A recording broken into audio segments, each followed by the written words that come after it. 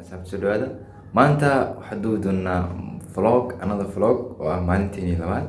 Waxaan ka sheekeyn doonaa nolosha tahay isbitaalka iyo waxyaabaha aan la kulanno. Okay, maalin labaad waxaan la kulannay cases waa la wadaagnay. Maanta waxaan la kulmi doonaa ogaano soo baxa. Asxaabta hadda waxaa imaanay isbitaalka sidaa daraadeed waxaan soo labisan doonaa dharkii caafimaadka. kadib waxaan shaqo gali doonaa shaqadeeni asla socon insha Allah. Ujeedaan hadda waxaan kusoo labistay uniformkii isbitaalka. sidoo kale waxaan soo xirtay face mask ka duwan face maskada kale because of waxaan joognaa isbitaal waxaan kusoo batay caabuqa coronavirus. Okay, sidaa daraadeed waa inaad xirtaa marka face mask oo ah sterile inaad xirtaa. marka please haddii aad tahay maxaa la yiraahdaa qof maxaa la yiraahdaa isbitaal jooga ama sidoo kale xataa aadan joogin waa inaad xirtaa face mask. hadda waxaa nala keenay bukaankan waxaa nagu imaaday abdominal pain calool xanuun maxaa la yiraahdaa mantag sidoo kale waxaa nagu imaaday oon badan kaadi badan. Okay, macnihiisu waxaa waa calaamadaha inta badan waxaa nagu imaaday oo sokorta. So marka xaaladiis markaa qiimeynay wuxuu ku jiraa xaalad la yiraahdo diabetic ketoacidosis oo laga soo gaabiyay DKA. So okay, marka DKA waa xaalad ku imaadaan inta badan dadka qaba sokorta, waliba khaasatan dadka qaba sokorta type 1 ayaa inta badan ku imaado. sokorta laba nooc loo qaybiyaa, type 1 iyo type 2. So type 1 inta badan waxay ku imaadaan DKA ay ku imaadaan, laakiin type 2 inta badan waxay ku imaadaan xaalad kale oo la yiraahdo hyperosmolarity hyperglycemia. Okay, marka la sharxi doonaa, laakiin bukaankan hadda wuxuu nagu imaaday DKA.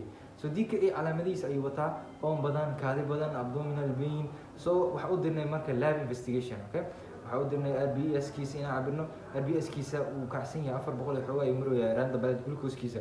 waxaa aragnay kaadidiisa waxaa ka aragnay ketone badan ayaa aragnay. Okay, so ketone haddaa aragtid macnihiisu waxaa waaye qofkan wuxuu ku jiraa xaalad yiraahdo DKA. Okay, sidaa daraadeed maxaa u sameynaynaa hadda waxaan sameynaynaa management of waxaa loo sameynaa DKA. Okay, DKA managementgeeda maxaa waaye 3 shay ayaa sii doonaa, laakiin inta ugu badan waxaa sii doonaa fluid. Okay, maadaama uu qofkan ku imaaday mantag badan iyo dehydration ayuu ku imaaday, uu fuuq baxsan yahay, waxaa sii doonaa insulin because type 1 waa qofkan inaa yareynaa rabnaa sokortiisa.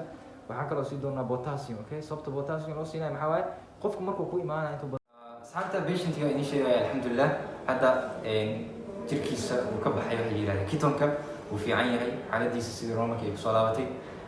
mar dhow waxaan rajaynaynaa insha Allah inaan fasaxno loo biro iyo joogay kaliya. hadda waxaan qori doonaa daawooyin insulina oo xaafadda ku qaado doono ana la socon doono insha Allah mar kasto. laakiin hal mid idinkii laway qofka markii uu maxaa la yiraahdaa DKA uu yahay waxaa fiiri doonaa waxa la yiraahdo shaqada kaliyihiisa. Okay, hadduu qabo coronal failure qofkaas xaddiga siinay insulin ka duwan yahay xaddiga. Okay, skills nooc kale ayaa isticmaalayna oo la yiraahdo CRF because qofka hadduu coronal failure qabo elimination ka lagu sameynayo insulin ama la bixinayo so waxay dhaawici kartaa marka kaliya ay dhaawici kartaa. so marka qofka normalka iyo qofka coronal failure isku same noqonayaan. marka patientga insha Allah taala hadda uu fiican yahay alxamdulillah xaafadiisa ayuu aadi doonaa. so waxaan rajaynayaa insha Allah taala in uu caafimaadkiisa taam noqdo insha Allah.